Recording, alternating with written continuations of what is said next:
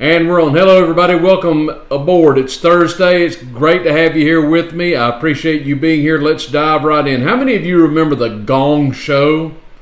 You remember the Gong Show, the silly TV show that was on in the, 70s, 80s maybe? I don't know. It was hosted by Chuck Barris, this buffoon, and people would come on the show and they would sing or dance or they'd do some act or something, and if they were really bad, and most of them were, they'd get the big gong and they'd be pulled off the stage with a shepherd's hook or something like that to a chorus of boos. That is what I have been was watching yesterday. It's basically the Gong Show. Pardon me, I forgot to turn one of my lights on. You would not believe how many lights I have here in my little studio. They're off camera, but they are blinding. It's incredible, but they're necessary. So I suffer for all of you, that's all. But that's what I've been watching, the Gong Show. And I'm talking about the Senate committee hearings, specifically with regard to the HHS Secretary nominee, Robert F. Kennedy. I was really fixated on this, and there are more to come. I believe today Kash Patel, who is the FBI director nominee, I think he's up before his committee, and that's going to be some must-see TV. If you're not interested in watching it, I'll watch it for you. If I can find time in between work, I'm having to squeeze all this in. And then I think Tulsi is this week, although I'm not sure the day. It may be Friday, I'm not sure. But back to RFK. Kennedy, of course, is Trump's choice to be the HHS Secretary, Health and Human Services, and he appeared yesterday before the committee. And as usual, it's one-sided or two-sided, I guess. You've got the Republican side, and they were well-mannered enough, and they would ask questions of him, as they should, and they would give him a chance to answer. I think each senator had 5 or 6, maybe 7 minutes to question Kennedy, but you never heard such vitriol coming from the Democratic side of the dais. And of course, Kennedy is a lifelong Democrat. He was one of them, and he said at one point, I know all of you, we've been friends before, and here they are just absolutely crucifying this man because they don't want him to be Trump's secretary. A lot of it, I'm confident, goes back to their venom and their hatred toward Donald Trump and the gall that Robert Kennedy would betray them all and agree to serve in the Trump cabinet. Now, I don't know how this is going to go. I don't want to get ahead of myself here. I have heard, I can't verify this, I have heard that on the Republican side that little Lindsey Graham of South Carolina and the turtle, Mitch McConnell, are going to vote no to the confirmation of Kennedy. Let me see if I can find something here real quick. Okay, I thought I had it pulled up, but I don't. Mark Gruber had a thought. Mark Gruber is the host of America's Untold Stories, a show on YouTube. I was telling about yesterday. I hope you got to catch that. Mark Gruber said it's time for the Trump administration, to float some theories, some scandals out there about McConnell and Graham. Just float some information about there to get them out of the Senate. If the voters won't take care of it, then he just needs to go to another level, if you will, and get them out of the Senate. I don't know how you feel about that, but what if some pictures were to appear with Lindsey Graham in high heels and maybe a boa around his neck or something? I don't know what they could find or what they could create. I'm not even saying I endorse it, but I am ready for these people to go. They are nothing but obstructionists. They are war lovers. They are neocons. All they want is war and more spending. And if they do not support Kennedy, of course, this could take him out. I don't know. You've only got so much room to play with. It's 53-47 in the Senate, Republicans over Democrats. We had to bring in J.D. Vance last week to confirm. Oh my goodness, who was it? wasn't Bondi. They're voting on Bondi this week. I'm completely drawing a blank here. They had to bring in Vance to confirm the last nominee because McConnell gave the big thumbs down to the nominee. But here we go. Oh, Hegseth, that's who it was. Hegseth barely made it by through the skin of his teeth, but he made it.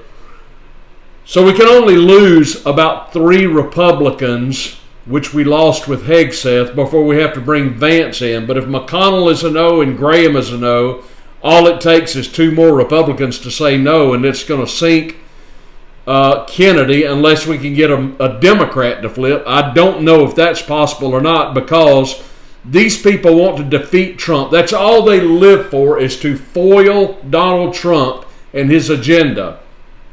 Doesn't matter how good the nominee may or may not be. Now, I've got my own issues with Robert Kennedy. There are many things I probably stand in disagreement with him about, but I think for HHS, Kennedy is on to something with regard to our food supply, which is killing us, vaccines, which can be killing us.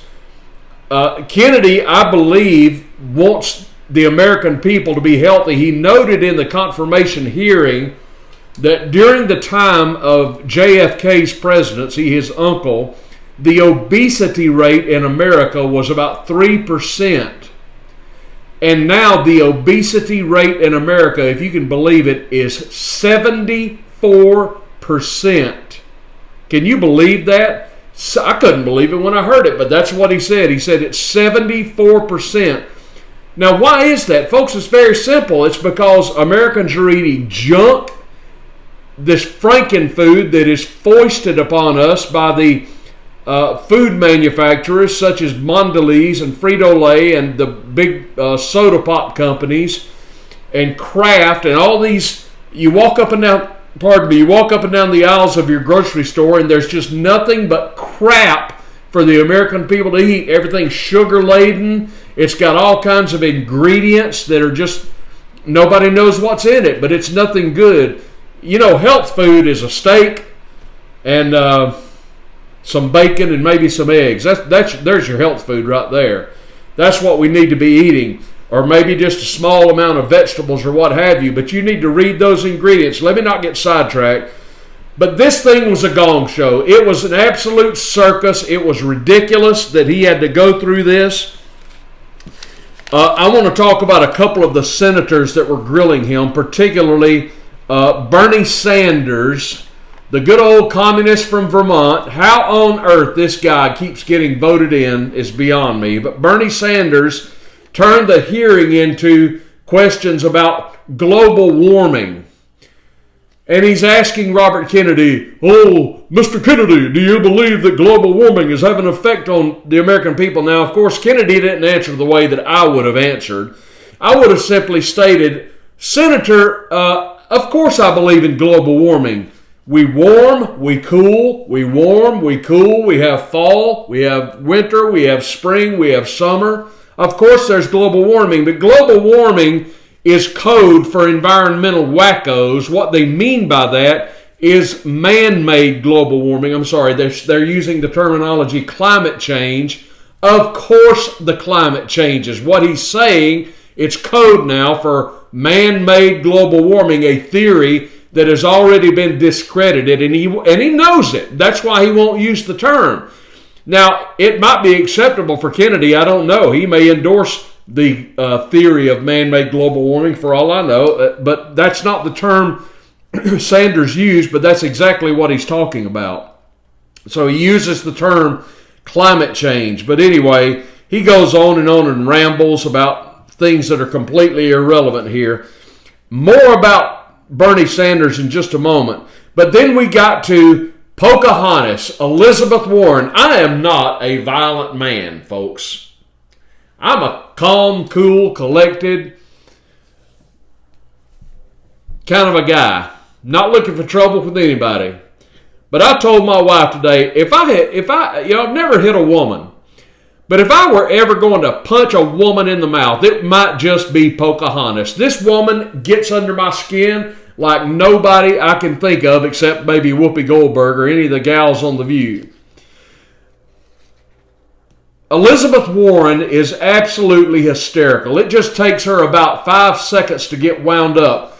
As soon as the chairman of the committee recognizes her, she greets Senator Kennedy, and then she starts in losing her mind, and she's just lambasting Robert Kennedy because, of course, he's trying to starve people and all this kind of jazz, and he doesn't want people to be vaccinated. And you know how these things go. They have a limited amount of time, but what they want to do is bloviate, and they want to be heard, and they'll ask the witness particular questions, but they'll never give them a chance to answer.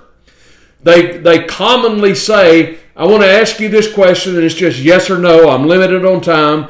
Here's my question, da-da-da-da-da, yes or no. And, of course, it's not a yes or no question because so very often people such as Elizabeth Warren will frame her question in such a way that it is completely out of context. In other words, she'll say, you said this in 1994. Then she'll give him a quote. Do you still agree that this or this or this, yes or no? And he's trying to answer her by placing things into context and telling her, this is what I was talking about, this is what I meant, but she'll have none of it. No, I'm sorry. Well, okay, so obviously the witness doesn't want to answer my question. Oh, this woman is driving me crazy. Some things are not simple yes or no questions. And Senator Warren, you should be a little more prepared so that you can have a productive dialogue with the witness, in this case, Senator Kennedy. But this thing is just a forum for these people like Warren and Sanders and others just to appear before a camera and promote themselves. Go on camera and let people know, where they stand. And they're going to vote no anyway. Kennedy knows it.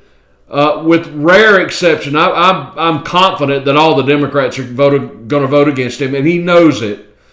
The Republicans were a little more well-mannered. Of course, if it's a Democratic president and his nominees, they at least get a more well-mannered reception at these events.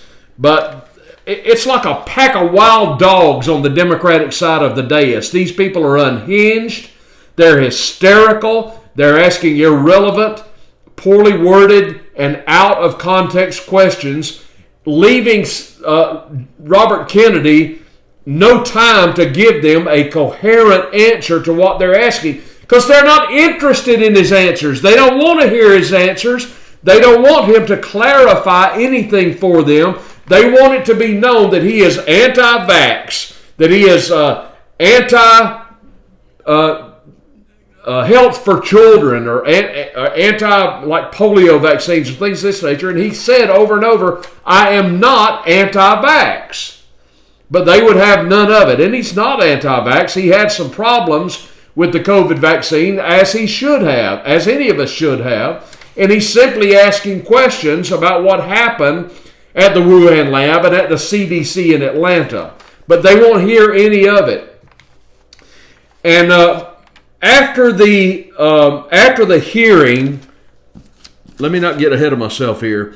After the hearing in a Senate hallway, Warren was talking with some reporters, and this is what she said. This is a direct quote. I want you to listen to what Elizabeth Warren, Pocahontas, said to a gaggle of reporters outside the Senate chamber in one of the hallways. This is what she said of Kennedy, and I quote, "He may bankrupt the vaccine manufacturers and then no one gets a vaccine," unquote. He may bankrupt the vaccine manufacturers and then no one gets a vaccine. Now, there's a reason she said this, but my response to that quote is simply this. Here's my comeback to Senator Warren, and I wrote this down. Do drug companies go bankrupt, Senator Warren, that produce safe, effective products? They go bankrupt when their products cause more harm than good. That's my reply to Pocahontas. You can't put faulty products onto the market and expect success. That's a really bad business model. if your product is causing harm to your customers, you are likely headed for bankruptcy. And I can give you an example of this. There's no greater car manufacturer in the world, in my personal opinion, than the Toyota Motor Company. Were I going out today to buy a new vehicle, it would be almost surely a Toyota or a Lexus if I could afford it, because I believe they make the best vehicles in the world. It's sure as heck isn't a domestic product here in the United States. It's not Chevy or Ford. It's certainly not Stellantis, who purchased the Chrysler Corporation. It's not BMW. It's not Mercedes. I believe Toyota still makes the best vehicles in the world. Second place maybe to Honda, and then maybe Subaru. That's my personal opinion. Now, this past year, my brother happened to buy a brand new Toyota Tundra pickup truck. Now, stick with me, because there's a point I'm trying to make. Toyota had a V8 motor in their pickup trucks, their Tundras, up, I believe, until the year 2021 and maybe 22, but I think it was 21. Then they completely changed their motor. They had the perfect V8 motor. The thing was bulletproof virtually. It would just last forever if you take care of it. And then they switched to a V6 twin turbo motor. And my brother bought one of those, and he is one of thousands of unhappy customers who bought a Toyota thinking we're buying the best brand out there. Well, lo and behold, these motors are not holding up. They're getting metal bits inside of them, and Toyota is having to replace, to date, over 100,000 of these motors. Now, that is a bad decision on the part of Toyota, and it's going to hurt them where it counts in the pocketbook. And that's what I'm saying with regard to vaccine manufacturers. She said Robert Kennedy is going to bankrupt the vaccine manufacturers, then no one gets a vaccine, to which I'm simply saying, if a pharmaceutical company makes products that are good for our health, they're not going to go bankrupt. People are going to buy it. I have to regularly use a medication called albuterol for asthma that I have. It's a great product. I can't hardly breathe. I take 3 or 4 shots of albuterol. Now I can breathe for the rest of the day. That is a great product, and I'm sorry I have to take it, but I do have to take it. I will continue taking it because it is a great product that does not harm me. It helps me to breathe and stay alive, okay? So Warren does not know what she's talking about, but let's get to the meat of the matter here. Let's get to the nub of the matter. Let's get to what's really happening here. Could it be that Robert Kennedy is indeed planning to go to war with the pharmaceutical corporations in America, such as Pfizer and Moderna? And if that is true, then I applaud him for that, because somebody needs to go to war with these people. These are the people who foisted these COVID vaccines on people. And we've heard nothing but horror stories, folks, from so many thousands and hundreds of thousands of people who took the jabs. And now you're hearing all kinds of horror stories about it from a lot of different people. Otherwise healthy people, in many cases, professional athletes who are the epitome of fitness, who just drop dead all of a sudden. You've heard stories like that over and over again. These things, in many cases, are making people sicker, or maybe killing them for all we know. And I believe RFK is planning on looking into this. And this is not what the pharmaceutical corporations want to hear. They don't want to have to deal with this. To that end, could it be that people such as Elizabeth Warren, is it possible that they may just be doing the bidding of the pharmaceutical corporations? Is it possible that they are on the payroll of these pharmaceutical corporations? That's the question before us, panel. Well, I've got an answer for you. If you go to a website by the name of opensecrets.org, you will find the information that I'm going to share with you right now. From the year 2019 to 2020, I've got there's updated information. I'm not going to share that right now because I'm going to focus on this. The year 2019 to 2020, the category is pharmaceutical and health products recipients. These are politicians who took money. They were the recipients of money from the pharmaceutical industries. Now, I could keep you here for an hour or more running down the entire list, but I just want to give you a couple of names. And this is Democrat and Republican, okay? I'm an equal opportunity employer here.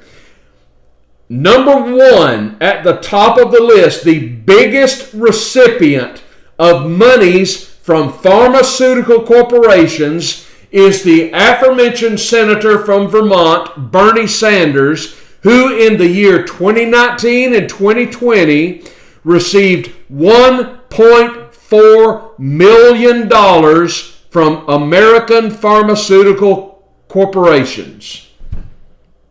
Now let that sink in for a moment. Guess who number two was? Coming in at number two was Senator Elizabeth Warren of Massachusetts, who received $822,573 from pharmaceutical corporations. Let me give you her quote again. He may bankrupt the vaccine manufacturers and then no one gets a vaccine. Maybe you really should have said, I'm afraid he's going to bankrupt the vaccine manufacturers and then I'm not going to get any more of their donations. Maybe that's what's really going on, Pocahontas. Maybe Robert F. Kennedy is a threat to your donor base. Do you think maybe I'm on to something? Mark Kelly of Arizona got over $600,000. David Perdue, Republican of Georgia, got over $600,000. The Turtle, Mitch McConnell, got almost $600,000, and on and on and on it goes. These people are so corrupt. Their hands are so filthy. They are bought and paid for by the pharmaceutical corporations. So naturally, a Bernie Sanders, an Elizabeth Warren, a Mitch McConnell are not going to vote for Robert Kennedy because they're in bed with the pharmaceutical corporations, the very corporations that Robert Kennedy wants to look into and investigate, and so he should. Sorry, I'm getting wound up. Can you tell? I have long said, ladies and gentlemen, there is one man that is no longer in Congress, one of my political heroes. His name is Ron Paul. Dr. Ron Paul, God bless that man. Dr. Ron Paul has a channel. It's called The Liberty Report. You ought to check it out. He's still going. He's in his late 80s. He's still going. God bless him. Do you know when he served in Congress, Ron Paul would never entertain a lobbyist. He wouldn't do it. He wasn't bought by anyone. He had to scrape and scramble to raise money the old-fashioned way to finance his campaigns, but he would not take a dime from companies such as Pfizer and Moderna, etc., Johnson & Johnson. He wouldn't do it. He was as honest as a man has ever been in the Congress as far as I'm concerned. As a matter of fact, do you realize that after he left office, he refused his congressional pension?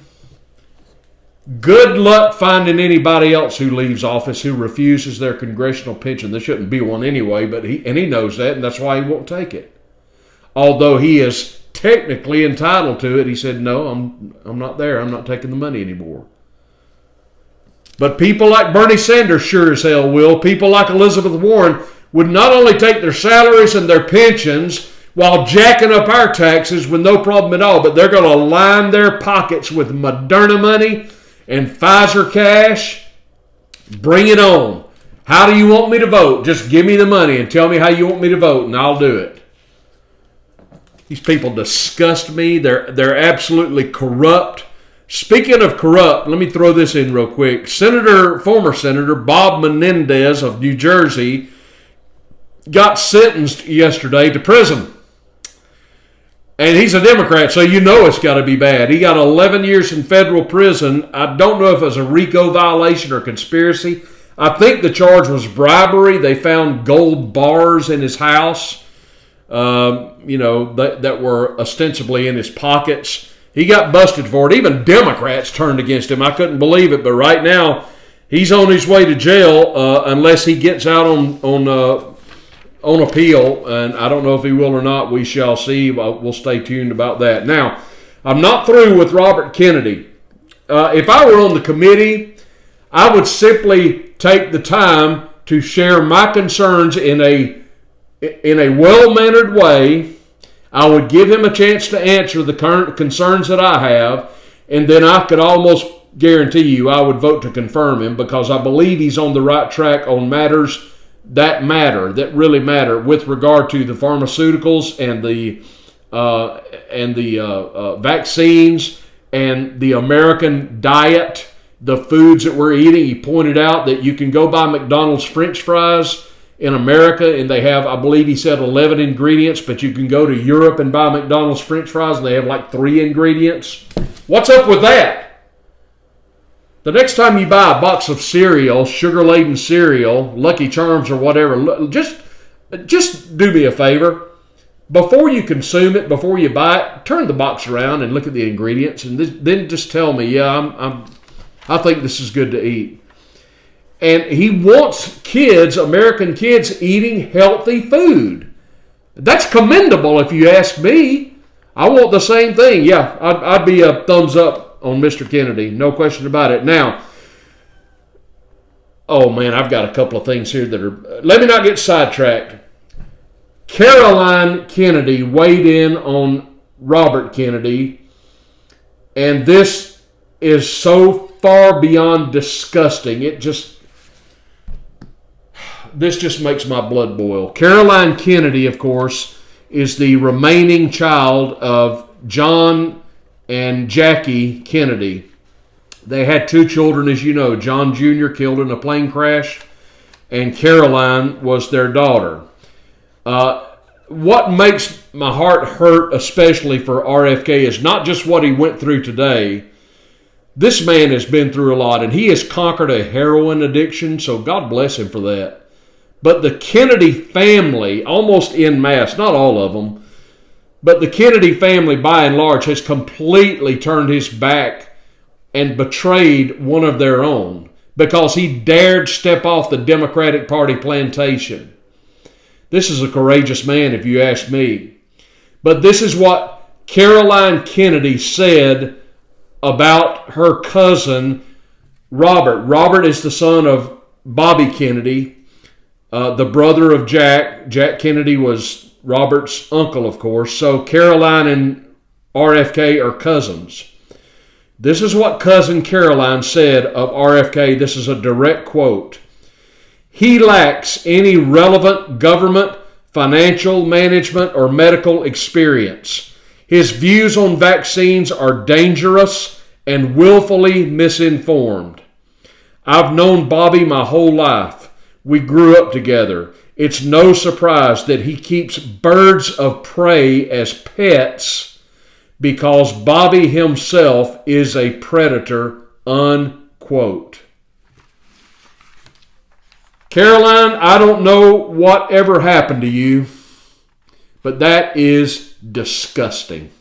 And you should be ashamed of yourself. Throwing your cousin under the bus like this, that last sentence just made my blood boil. It's no surprise that he keeps birds of prey as pets because he himself, Bobby, is a predator. You want to talk about your dad? Just asking. Well, I did a little digging into old Caroline Kennedy, and I found that in her 2023 financial disclosure form, we found that Caroline Kennedy holds a position with the following companies: Bristol Myers, Squibb, Eli Lilly, and Johnson & Johnson. So no wonder you're throwing your cousin Bobby under the bus. For you to refer to your cousin as a predator is below the belt. It is beneath you. It is contemptuous. It is scandalous. It is vile. It is disgusting. And you are dishonoring yourself and the entire family by pulling a stunt like this. I'm pretty much over the Kennedys. But Bobby somehow is seemingly finding some redemption, if you will, because he's got a spine and he's standing up for what's right. And this man, for his courage, should be lauded, not pilloried and demonized by these half-wit, paid and bought for politicians like Elizabeth Warren, Bernie Sanders, and Mitch McConnell. All right, let me move on. Did you realize, you tax-paying Americans are going to be excited to hear this? Have you heard, I don't know if anything's going to come of this or not, but have you heard that Donald Trump is reportedly going to propose an elimination of the income tax? Woo! Glory! Hallelujah! We about to have a revival up in here. I can't imagine that actually happening. Can you? If you're a hard-working, tax-paying American, I don't even know. I've paid taxes my whole life. I don't know what it's like to work and not pay income tax. My taxes have always been rated at every paycheck. I can't imagine not having to pay income tax. Now, of course, I get it. You're still going to pay tax. They would be offset, I'm assuming, by tariffs or sales taxes or VAT taxes or some maybe a flat tax. I don't know. But the income tax should be repealed. We haven't always had an income tax in the United States. Did you know that's? I wouldn't say it's a recent innovation, but it was in the early 1900s when we got the income tax. And we existed as a nation for a long, long time, well over 100 years without an income tax. Didn't we kind of rebel against England over things like this? Do you realize that prior to the American Revolution, we had a tax rate that was almost nil, almost zero? Do you realize subsequent, and I could do a video, I could do several videos on this, and maybe I will one day. Do you realize, if you're an American right now, that taxes on Americans went up immediately following the American Revolution and have gone up ever since? Did you know that? It's true. I thought we fought a revolution because of high taxation, among other things.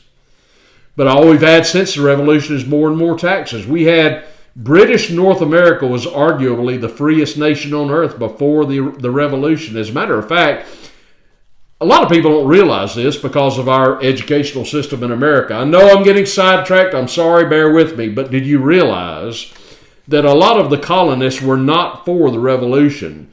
To the degree, and they were called, you had the revolutionaries and you had the loyalists. That was people who were loyal to the crown, to King George. To the degree that a lot of the loyalists after the revolution went to Canada because they wanted to remain loyal to the crown. How about that? So I don't know, but this notion that everybody in America was for the revolution, that's simply not true. Not in our political class or among the colonists. But anyway, I'm sorry I got sidetracked there. But that's exciting. What if we did get rid of the income tax? That would be really good. All right, one more thing and I got to go. I got to get to work.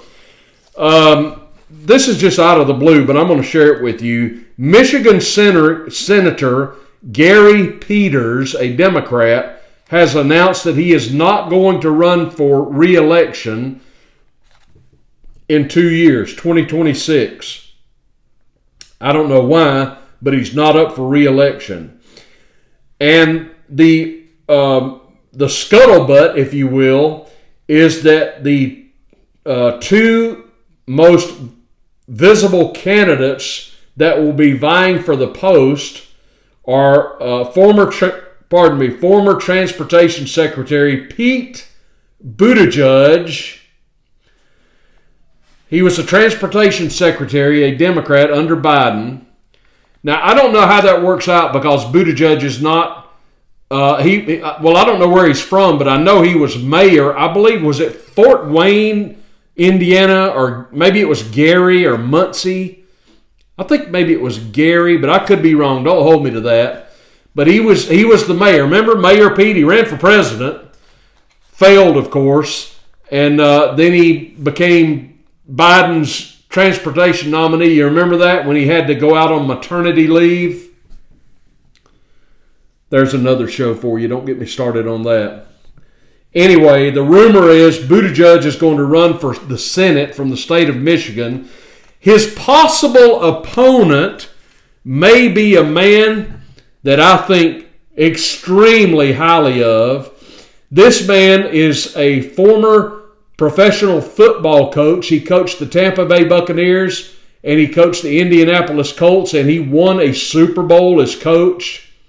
He is a very well-mannered, soft-spoken man. I didn't realize he identifies as a conservative Republican. I'm talking about a man by the name, an African-American, if you will, a black man by the name of Tony Dungy. Tony Dungy is a really good, devout Christian man. I believe he would make a fantastic senator for Michigan. So I don't know if that's how it's going to shake out, but it could be Buttigieg versus Dungy. Almost makes me want to move to Michigan just so I can establish residency and vote for Tony Dungy. Anyway, we'll keep an eye on that, but that's what's going on. Let's stay tuned, folks, because today it's Kash Patel. I believe Tulsi Gabbard is tomorrow. Don't hold me to that. I could be wrong. But Kash Patel is not a man who's going to be pushed around. Kash Patel is going to be ready for whatever they throw at him. He is quick on his feet. He is sharp as a tack. And I don't think I'd want to go toe-to-toe with this guy in any verbal debate or jousting at all, because he is the real deal. All right, thanks for watching. Look, give me your comments down below. I really want to hear what you have to say. Give me the thumbs up and subscribe to the Triple T channel. All the relevant links are down below. If you feel like buying me a cup of coffee, I could use some because I forgot my coffee. I need some coffee. If you would, please, I appreciate that. Thanks for watching, everybody. This is Trailer Trash Tim. I will see you soon.